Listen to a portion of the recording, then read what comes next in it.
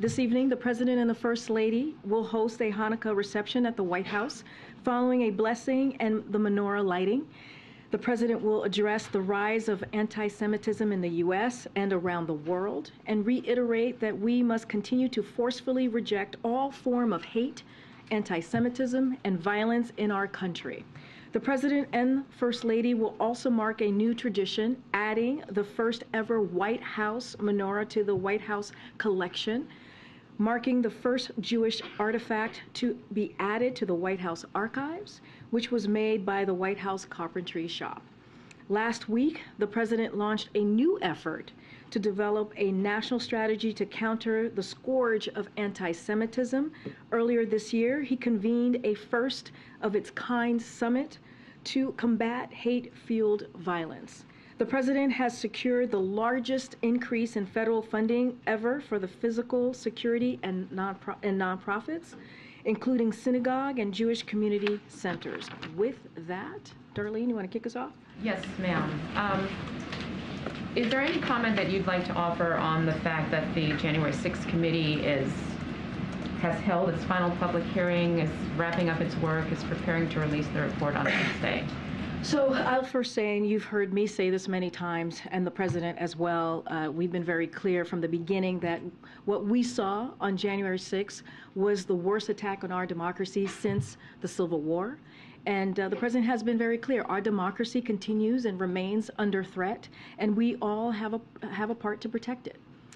The committee has been doing important bipartisan work to get to the truth of what happened on that very day. So we can make sure that that doesn't happen again. So I'll leave it there. What about the committee's referrals of 4 members of Congress to the House Ethics Committee for ignoring subpoenas to participate in the investigation? So you know what, Darlene, that's a very good question. And what I would say to you is that you would have to ask those very Republicans to speak for their own actions here and have them explain themselves. Look, I'm not going to get into the weeds of the investigation from here and the process, but again, you should have them explain themselves on this very issue. One last question. Republican-led states have asked the Supreme Court to intervene and not allow Title 42 to expire on Wednesday, as a different court has said. Is there any reaction to that? And is the administration in some way hoping that the court will intervene and extend Title 42 to help you all out of this situation that is brewing at the border? So look, I'm not going to get into any legal determinations or speculations or get ahead of the process here. DOJ is clearly leading this investigation. What I can tell you is what the Homeland Security has been doing. As you all know, Secretary Mayorkas was at the border just last week. He talked about how they are surging resources to the border, and we have additional robust planning underway. But we need Congress to give us the funds we've requested to do this in a safe, orderly, and humane way. And here's the thing: if Republican Congress are serious about protecting the border, if they are serious about securing the border, if they are serious about the challenges that we're currently seeing, that they should be able to get involved here and make sure that the men and women of the Department of Homeland Security have the resources they need, they are going to need to do their jobs. I know you guys are seeing some charts behind me, but again, just listing out, this is what is needed. This is what we're asking, that $3.5 billion of funding requests that we're asking of Congress.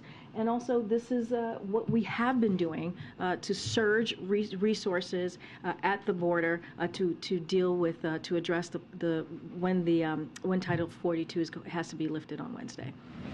To follow on that, the mayor of El Paso said over the weekend that the influx of migrants on Wednesday will be incredible. He said it will be huge, and that they're not prepared to deal with it with the current resources that they have. So, you have the chart up here, but, can you walk us through what the plan is to to help that city? Absolutely. So let me just give you what the DHS is doing, and this includes making sure that we give assistance to those very cities like El Paso. For example, DHS has deployed additional agents and processing capabilities to El Paso, and 23,000 agents are working to secure the southern border. Let's not forget, those 23,000 agents is a historic number, and that's because of the work that this president has done. And so that's the most ever that we've ever seen doing this work. And it's in addition to nearly 1,000 Border Patrol processing coordinators, DHS has also put in place technologies like linear ground detection systems and automated surveillance towers, and is increasing security at ports of entry. They're also adding 10 soft-sided CBP holding facilities. But again, we need Congress to provide us the additional resources we've requested to do this in a safe, orderly, and humane way. If they are serious, Republicans in Congress are serious about securing the border, then they should assist in making sure the men and women at the DHS have what they need to get this done. You mentioned surging resources. I had asked you in September specifically about El Paso, and you had said at the time that DHS, the administration, was surging resources to the region, working to quickly decompress the area. Has that surge of resources been maintained for the last several months? And is that sustainable? Now if you're talking about another surge of resources, is that on top of what had already been done in September? And how long can you keep doing a surge like that? So a couple of things. I mean, that's one of the reasons we're asking for additional funding, that $3.5 billion.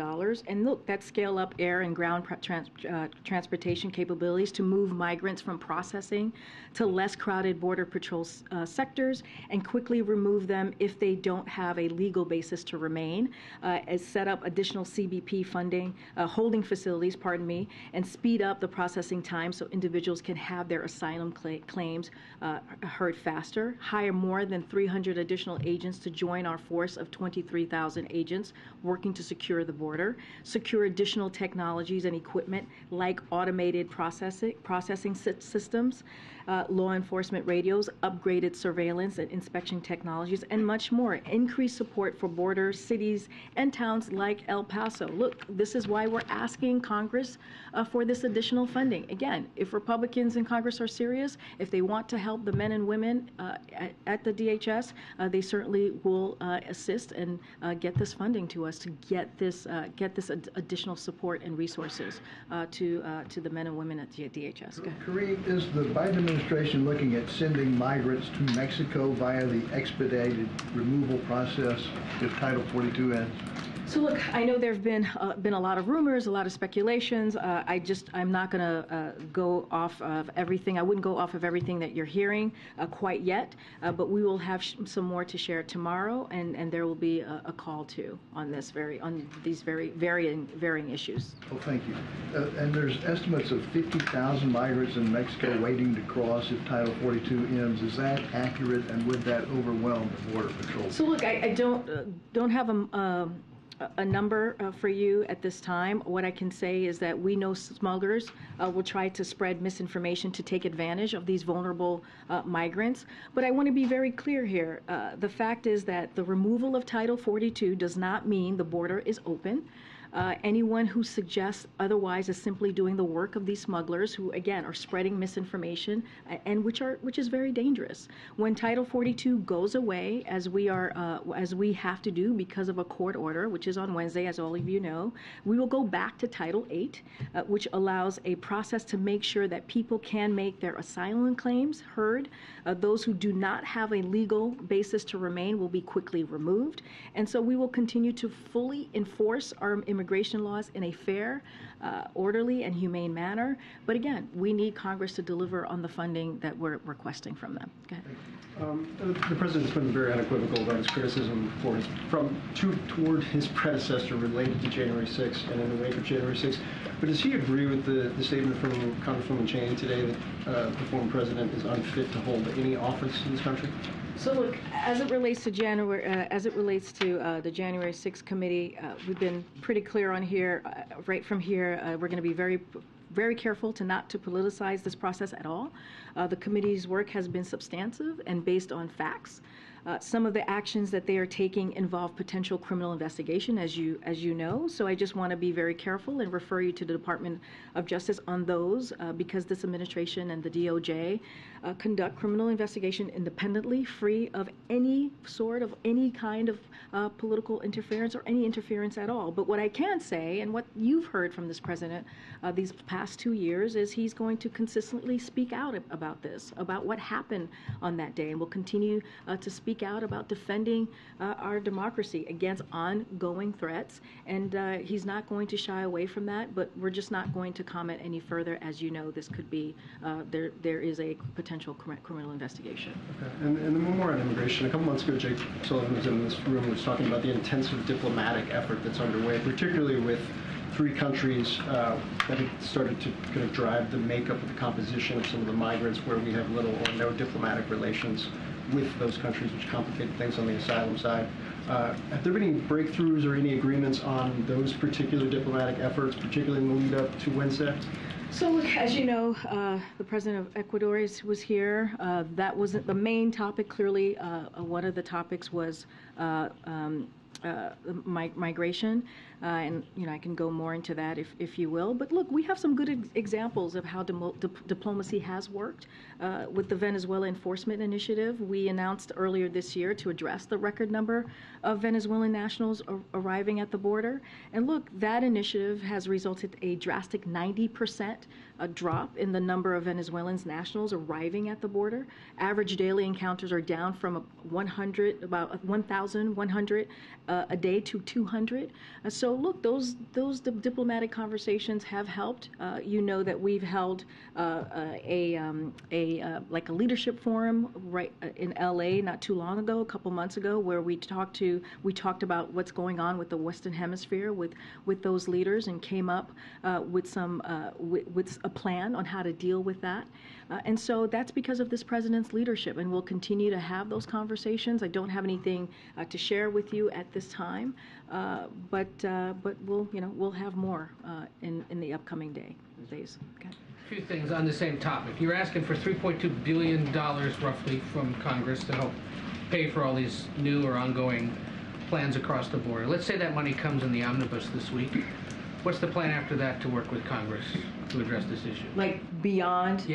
Look, we have from day one have asked Congress to help us with this issue, right? By putting forward the immigration reform bill. That's on day one that the president had requested that, had asked that. That's to deal with modernizing this broken immigration system that we currently have, and also to really protect our DACA recipients and do so much more. And so we have reached out. We've done outreach to Congress. We have asked them, and by acting, again, putting forth this piece of legislation. It's resulted in virtually no change in immigration policy with Democrats in charge. How's it going to get any easier when Republicans are in charge? Look, again, we've asked for the $3.5 billion. We're going to continue to ask Congress to assist in helping with, especially congressional Republicans, to help us with what's going at the border, if they are indeed serious about doing that. But look, even without their assistance, without many Republicans being involved here, congressional Republicans, we have secured more resources for the border than any president who preceded him, who preceded this current president. He has most agents ever, as I said, the 23,000 agents. And let's not forget, he's taking historic action to seize record levels of fentanyl from entering our country, and taking thousands of smugglers off the streets. And that's without many congressional Republicans assisting here. So the president has made this a priority. Now, as Title 42 is going to be lifted on Wednesday due to a court order, we've put forth a $3.5 billion funding request from Congress. If they are serious about this, if congressional Republicans are serious about this, they would take this up instead of doing political stunts. This is going to be big news, and it is big news across the Western Hemisphere, because migrants aren't just coming from the Northern Triangle anymore. They're coming from Chile, from Peru, from Ecuador, whose president is here today, Venezuela, Colombia, of course. What is the White House's message to somebody who may see this somewhere in the Western Hemisphere and think, after Wednesday, it's going to be easier to get into the United States? So look, first I want to say the President of Ecuador has been a very good partner to us on this very issue, so I want to make that very, very clear. But again, I stated this to Steve, and I'll say this again. The fact that the removal of Title 42 is happening in just a day or two doesn't mean that the border is open. It just doesn't mean that. When Title 42 goes away, we will go back to Title 8, which allows for a process to make sure that people can have their own asylum claims heard, and those who do not have a legal basis to remain will be quickly removed. That doesn't change the process that we have been moving forward with since day one of this administration. Look, we are surging assistance to the border, as I've laid out very clearly, as Secretary Mayorkas has the past week or so, and so we're going to continue to do that. But again, in plain English to migrants who might be thinking about it, what should they do after Wednesday? I just laid that really clear. It would be wrong to think that the border is open. It is not open, and I just want to be very, very clear about that. We're meeting here just minutes after, as Darlene pointed out, they referred the presumed next Speaker of the House to the Ethics Committee for defying a congressional subpoena. Not really been here before. Can the President foresee working with a House Speaker who defied a subpoena from his colleagues? So a couple of things. I do want to go back for a second to your immigration question. One of the reasons that I want to be very clear that to folks that the border is not open and we will remove using Title 8 is because by not being very clear on that, we are doing the work of the smugglers who are going to put forth misinformation. So we want to be very clear on that piece. Look, the President has said from the, as you know, the President, when he was President, when he was Vice President, when he was a Senator, he has always been willing to work across the aisle to get things done on behalf of the American people. He said this right after the midterms. We were very clear that we want to continue to work in a bipartisan way. We've gotten more than 200 bills signed by this President that were bipartisan bills. And let's not forget the historic pieces of legislation. Just on Friday, the President was in Delaware talking about the PACT Act, a bipartisan effort that's going to help millions of veterans across the country.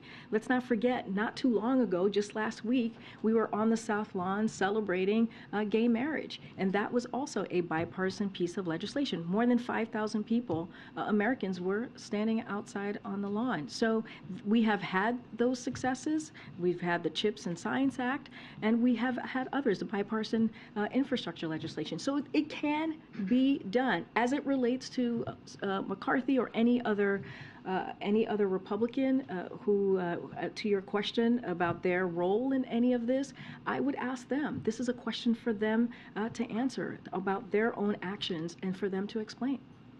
Okay, Peter. When is the President going to sign the NDAA? He's going to sign that later this week. Okay, sign it later this week. You can't identify for us the date. I don't have a date for you. But Can I ask you specifically then, what the President's thinking on the fact that this NDAA obviously includes the termination of the military vaccination program? So look, every NDAA, and I've said this a couple times in the past 10 days, has some provisions we support and some we do not. Clearly, the President was opposed to rolling back the vaccine mandate, but we saw that Republicans in Congress decided that they rather fight against the health and well-being of the troops than protecting them. So making sure our troops are prepared and ready for service is a priority for this President. The vaccination requirement for COVID does just that. And while the President opposes this repeal, but with more than 98% of our active duty troops vaccinated, that means that he overwhelming bulk of our force is in compliance with the requirement and remains protected against COVID, because we've seen more than 98% of them are fully vaccinated. So to be very clear, would the President welcome those who left the service or refused to get vaccinated if they now say, I want to serve the United States military? So look, that is something that the Department of Defense has to decide on specific service members. What I can tell you, look, that again, they have a process on how that runs. The Department of Defense, we will let them run that process. What we can say is that, you know, the President, as I mentioned, he's going to sign the NDAA. He was very clear, I was very clear from here about how, you know, how he opposed the fact that congressional Republicans removed a vaccination mandate from that piece of legislation. Let me ask you one more question just to punctuate what we've been saying about what happened on the Hill today. Obviously, we're getting the executive summary, getting new details about all of this. I know you don't want to interfere in any form with what the Department of Justice is going to decide, but the fundamental motivation for the president running for office was, as he described it, this battle for the soul of the nation. About 964 people, as I have counted so far, I think is the latest number, have been charged for their role as rioters. But we heard from Jamie Raskin today, ours is not a system of government where foot soldiers go to jail and masterminds and ringleaders get a free pass. If no, quote, masterminds or ringleaders are charged, how does the president sort of view the status of this battle for the soul of the nation? So I'm certainly not going to get ahead of any legal outcome that may come out of it. The battle for the soul of the nation? But look, the president, I said this just moments ago, he believes that our democracy is still under attack and that we have to do everything that we can to protect it. He gave two very important speeches on our democracy and where we stand today. And so he believes we have to do everything to protect it. And not only does he believe that, but majority of Americans who exercise their right to vote during the midterms believe the same as well. And so, again, we have to do everything that we can to protect it. That's what the president believes. He's going to continue to speak to this. And, what we saw on January 6th, as the president has said, it was an attack on our democracy. It was the worst attack on our democracy since Civil War. Okay. Just a question on migration. The president tasked the vice president with studying and working on the root causes of some of these issues. I'm wondering if there's any update from this side of the White House on what she's been doing and what she will continue to do as we're expecting an influx at the border after Wednesday. As you know, the president appreciates the partnership that he has with the vice president. You're right, that has been her charge to work in a diplomatic way in finding the root causes of migration. I don't have anything to lay out specifically on what that work looks like, but again, we appreciate her partnership, and I would probably refer you to her office on anything specific on the work that she's doing. Okay, and then on another topic, the president said when he was in Nantucket that he will be getting his physical before the end of the year. I'm wondering if you have any update on when that will be, and if those results will be made public before whatever announcement he might make about his future political plans. So, not going to get ahead of his future political plans, not going to do that from here. As you know, I'm covered by the Hatch Act, so really we respect the rule of law from here, so not going to even touch that. But what I can say, and I've said this before, the president is in good health and maintains an active lifestyle, as his doctors have said, and as a number of independent experts also told the New York Times and others. Just to highlight that for a second, he will have a physical in the upcoming months, and the results will be released like they were most recently in the same way, and we will be transparent. So is it still the case, as he told reporters in Nantucket, that he'll be getting it before the end of the year, or has that timeline changed? I just don't have a specific timeline. All I can tell you is that in the incoming months, he will have a physical, and we will certainly release those results in a transparent way, just like we did last year. That hasn't changed. I know you've been asked about this before, but just yesterday, Representative Cuellar told Face the Nation that he wants to see President Biden go to the border. He said it doesn't have to be for a photo op, but a leader has to show images of being up there in front. So does the president have any plans to go to the border? Is now a good time to go? Like you said, I've addressed this before. Look, the president's focus right now is to come up with solutions. It's focused on making sure that we have the resources to manage the challenges that we're seeing at the border. And right now, as you know, we have a budget request in front of Congress. And again, if congressional Republicans are serious about dealing with the challenges that we're seeing at the border, they will assist. But given what we're seeing at the border, I just answered the question. I just said we've litigated that back and forth here for the past 2 weeks or so. The president's focus right now is to make sure that we have the resources to manage what's happening right now. Okay. Does the president, does the White House plan to do anything to tweak the rules in the Inflation Reduction Act to accommodate France and Germany? Both countries have asked the U.S. to grant Europe the same exemptions, for nations with free trade deals for green subsidies. Don't have anything here to share than what I've said probably about a month or so ago. We are talking to our European allies. about the exceptions that they or the issues that they may have. Just don't have anything to share at this time. France and Germany sort of re-upped those requests within the last 2 days. I'm just wondering, has the White House responded yet, either publicly or privately? I don't have anything to share with you on a response, but it is a conversations that we have been having with our European counterparts.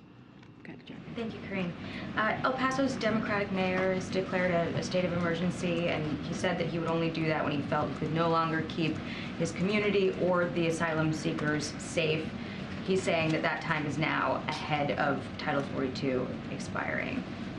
What is the White House response to that? So look, we have, from day one, President Biden has taken steps to reduce disorderly migration while expanding legal pathways for orderly migration. We are in constant communication with the mayor of El Paso. And look, I've talked about the Venezuelan enforcement initiative that's helped drop the migration, which is, as you know, an initiative, by a drastic 90% drop. And we're going to continue to do that work. Look, we're surging resources to the border. We're going to continue to do the work that is needed. We saw from the graphs what that looked like, what the resources were. We're going to ask for the additional funding, the $3.5 billion additional funding requests from Congress, and we want to make sure that we're really truly addressing this challenge. Again, the 23,000 agents that we're currently seeing at the border, that is because of the work that this president has done, and these are, this is a historic number of agents that we see at the border. Again, we're going to continue to ask for additional funding from Congress to assist us in dealing with this challenge at this time. The resources, though, that you laid out at the top, specifically in El Paso, there's video that was just released by one Republican member of Congress to show that it's really not making a difference. There was one border patrol facility on Friday. He says there are 4,600 migrants in that facility. Its capacity is 1,040. And we're still, Title 42 is still in place they're at 4 times their capacity right now.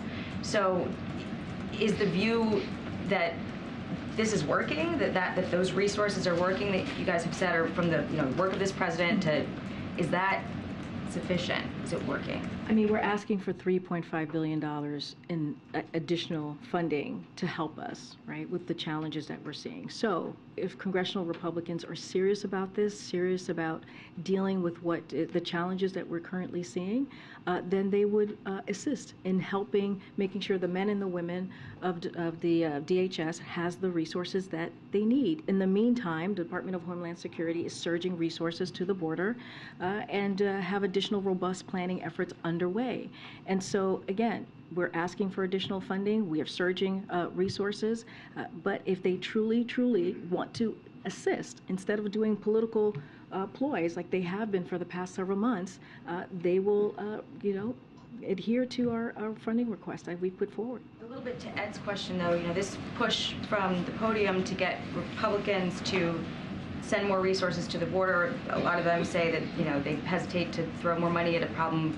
The Homeland Security Secretary saying that the border is secure, and some of the people who'd have to vote on that bill also don't have a lot of details on what's in it and where that money goes. But all that aside, if you're saying that Republicans aren't doing the work to get this done, and then you have someone like Joe Manchin saying, well, the president has the ability to ask for an extension, he should be asking for an extension because we're at this point where you've got a deadline and a crisis. Is that within the president's authority to do that? So look, we remained under a court order to lift Title 42. That is a court order. That is a court order that is telling us to lift Title 42, and we're going to comply because we follow the rule of law. But the administration sought to lift it. But it is a court order. But that started by you guys. It was a court order that has been provided to us, and so now we have to comply, and that is we have to comply by December 21st. It is a law that has been put don't forth. support lifting What I'm Title saying 42? is that what I'm saying that it is a court order that has been presented to us that we are going to comply with. So you've asked a couple of questions, and I'm going to answer them if you give me a second. So in the funding request, the $3.5 billion, I've already listed them out. Happy to do them again. You scale up. We want to scale up air and ground transportation capabilities to move migrants to processing to less crowded border patrol sectors and quickly remove them if they don't have a legal basis to remain. Set up an additional CBP holding facilities and speed up the processing time so individuals can have their asylum claims heard faster. Hire more than 300 additional agents to join our force of 23,000 agents working to secure the border. 23,000, that is historic. We've not seen that before. And again, that is because of the work that this president has done, giving historic fundings to the Department of Homeland Security. Secure additional technologies and equipment like automated processing system, law enforcement radios, upgraded surveillance and inspection technologies, and more. Increase support for border cities and towns like El Paso. So the $3.5 billion, there is a plan for it. There is a way forward in getting the resources that the men and women of the Department of Homeland Security need to do the work at the border. But what we have been hearing from Republicans and seeing from Republicans in Congress is political ploys. They're not assisting. They're not offering any assistance. Many of them are not. And so we are asking right now, if they are serious about this, they are serious about dealing with the challenges, then they would adhere to our funding request. And I want to be really careful. Again, look, Title 42 is going to be lifted. Yes, it will. But we are going to move to Title 8. The border is not open. And so I want to be very clear about that because we were doing the smuggler's job if we spread misinformation. And so, again, just want to be very clear about that, and so I'm going to move on. Okay. Karine, with regards to Manchin, just to put a fine point on it, because he did go on to say that I think the administration is doing that or will do that with regards to an extension. There are no plans to ask for any sort of an extension. Is that what you're saying? What I can tell you is we are required by court order to lift Title 42. That's December 21st, and we're going to comply with that order. Any other additional questions about any legal actions, I would refer you to Department of Justice. And you've said that the border is not open. You said that a couple times. Will the president deliver that message in person next month in Mexico at the North American Leaders Summit? Again, I don't even have a trip to announce at this time today. All I can tell you is that we are in plans and conversations, so don't even have anything to confirm to speak to a hypothetical. Go ahead. President Putin traveled to Belarus today. Does the administration have any concerns that there might be additional collaboration between the two countries? Any concern that Belarus may be providing additional military support to Russia? So we have long been concerned by Belarus's role in Russia's aggression. Belarus has enabled Russia's war against Ukraine, providing support for Russia and allowing Belarusian territory to be used as a staging ground for Russian forces. Look, we continue to monitor Russia's force posture closely. That's something that we have been doing and will continue to do, including in Belarus, and remain in close contact with Ukraine as they valiantly defend themselves against Russia aggression. So we're continuing to do that. China acknowledged their first two COVID-19 deaths since they changed their strict pandemic control policies. Does the administration have any concerns that this change could affect, the global supply chain, the global economy, and has the U.S. been in touch with China? So I don't have anything to read out on any conversation with China. Clearly, all of these things as it relates to the economy, we keep a close eye on. But as you know, we are just not going to comment on China's policy. What we're focusing on right now is making sure that that Americans across the country get the new vaccine. We know the tools that work to protect us from COVID, and so we're going to continue to speak directly to the American people on what those tools are. And again, we encourage Americans to get that new vaccine, especially ahead of the holidays. Yeah. Okay. I'll come to the back second. Okay. You mentioned that the president has been in touch with the mayor of El Paso, but has he talked No, I to said any? we've been in touch with the mayor. Have you our been in touch administration. with any of the border state governors? I don't have any calls or readouts to provide on any particular conversations, but because we have an intergovernmental affairs shop, and clearly they tend to be in close touch with mayors and governors across the country. Just don't have anything to provide for you at this time. Hunter? I'm interested. So, how important does the president think it is to get the Electoral Count Reform Act passed? In these final days of Democrats winning the House, what message would it send to pass that ahead of the second anniversary of January 6th? So, I think we've been very clear on that particular piece of legislation. We support it. We continue to believe this is a priority and has seen bipartisan support, as you know, in both the House and the Senate. And we hope Congress acts and sends this to the president's desk. Thanks, Karine. Oh, you want to go first? I'll go next. Thank you so much. Yeah. Karine, I have two questions. So follow up on the COVID in China. Dr. Fauci has said that he worries about the new relaxing of the zero COVID policy going to result in a new wave of infection in China and result in new variants. Is the United States considering any, precautions like, the travelers from China had to produce like a negative result test in the coming month? So look, it's the way that we see it is it's important that countries focus on getting people vaccinated and making testing and treatment easily accessible. And so we continue to carefully monitor the state of the pandemic globally so that we can continue to stay ahead of it. We've always heard us say that we want to be 1 foot ahead. And so don't have anything more to share on any specific, policy as it relates to China. Second question. So on the same day when Twitter banned several journalists' accounts last week, and one of the Chinese human rights activists was also who's based in Seattle. Her Twitter accounts were also banned and without any warning. So does the White House worry about this trend to reporters and activists, the voices being affected on the internet? You're talking, say that one more time. Yes, so her name is Wang Qipeng. She's a Chinese human rights activist based in Seattle. And at the same day of all, a lot of our colleagues here, including VOA's Steve Herman, was banned. Her account was permanently suspended without a warning. So, the reporters and human rights activists, their voices being affected on the internet. Is that a trend that the White House is worrying about? So social media companies, they make their own independent decisions about content moderation, but our support for free speech and free press is well documented.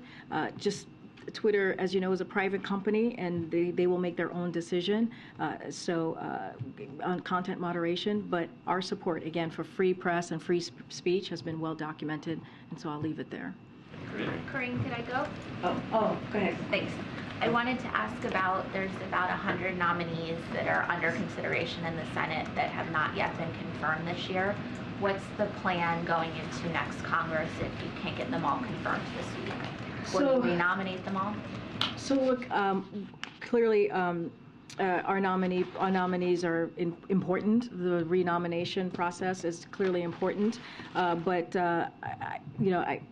I know that people have questions on this. I've gotten it a couple of times, but we just don't have more information to share on what we will do. But right now, we do not have any updates to preview at this time.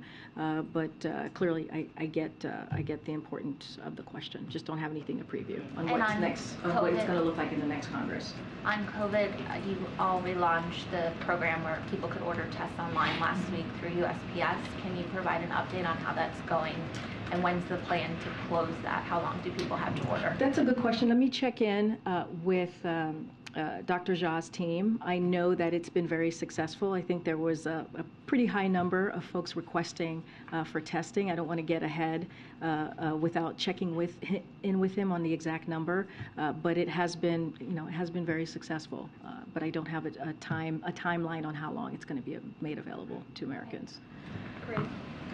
The latest Twitter files showed that the intelligence community was actively involved in discrediting the Hunter Biden laptop story. Does it bother the president and those at the White House that a government agency like the FBI was involved in suppressing a legitimate news story? Again, I'm just going to refer you to the FBI. I'm not going to comment from here about that.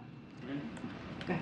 Thank you so much. On migration and Title 42, in June this year, the president was in Los Angeles, and with other leaders, they signed a long declaration on migration. So can you maybe update us on what happened since, and is the administration generally happy with what other countries in the hemisphere are doing to tackle this issue? So look, we had a very good, as you know, very good meeting with those 19 or 20 countries from the Western Hemisphere, and as you said, laid out, Ariel, a declaration.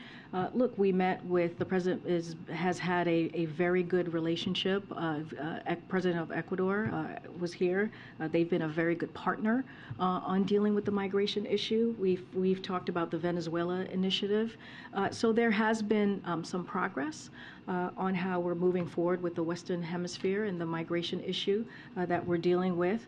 But look, you know, we're going to continue to have that diplomacy, and that is something, the reason that we have seen the success, the reason that we've seen that 90% drop in Venezuelans coming into the country is because of the president's leadership on this. Hey, Karine. Jamie Raskin, when he was doing the criminal referral in the House today, he brought up the Insurrection Act and its prohibition on people being disqualified from future office. My question is, does the White House think that that would apply to the presidency, and are there any concerns about having prosecutors make a decision that, in theory, could have a... Can you say that again? So Jamie Raskin did a criminal referral of Trump and others, and he brought up the Insurrection Act, and it bars people from holding future professional office, any major office in the U.S. Does that apply to the presidency, and are there concerns about prosecutors, as they look at that case, making a decision that could affect one of the president's opponents? I would refer you back to the committee. That is not something that I'm going to comment from here about. Look, we're talking about we're trying to be very careful here. A potential criminal investigation that's going to go to the Department of Justice that they are going to have to make a decision on. We are just not going to get involved in any way, even with that question that you're asking me. Just going to be very, very, very, very careful here. We don't want to interfere in any political way, and we're just not going to do that in this administration. But I would refer you with that specific question that the congressman made. The statement that he made, I would refer you to him. In that case, just on immigration, with a quick one on that. It sounds like you're teasing some policy announcements for tomorrow. Would that be an executive order? And are you looking at expanding the people able to apply for asylum online and fly into the country? Just not going to get ahead of any potential announcement. I would just say, stay tuned, and we'll likely have a call on it. Okay. Karine, Texas Governor Abbott said that if Title 42 expires, that the border would be, quote, total chaos. Is that a correct assessment, or what's your response to that? Here, what I can say, and I've answered this question many which ways from your colleagues today, what I can say is that Department of Homeland Security is surging resources at the border at this time, and we have additional robust planning efforts underway. And, we need Congress to give us the funds we've requested to do this in a safe, orderly, and humane way. And again, I'll say this one last time: if Republicans in Congress are serious about the border security and actually addressing this challenge, they would ensure that the men and women at the Department of Homeland Security have the resources that they need to do their jobs. And so that's what we're going to continue to ask for and request. But again, we are doing the work. The president has been doing the work at the border since day one by first putting forth the immigration reform legislation and also securing funding, historic funding to Department of Homeland Security, that 23,000 agents that matter. That is something we have not seen under any other president. Now we're asking congressional Republicans to assist and do the same. Thank you. What about the Biden administration funding efforts? Thank you. Thanks, guys.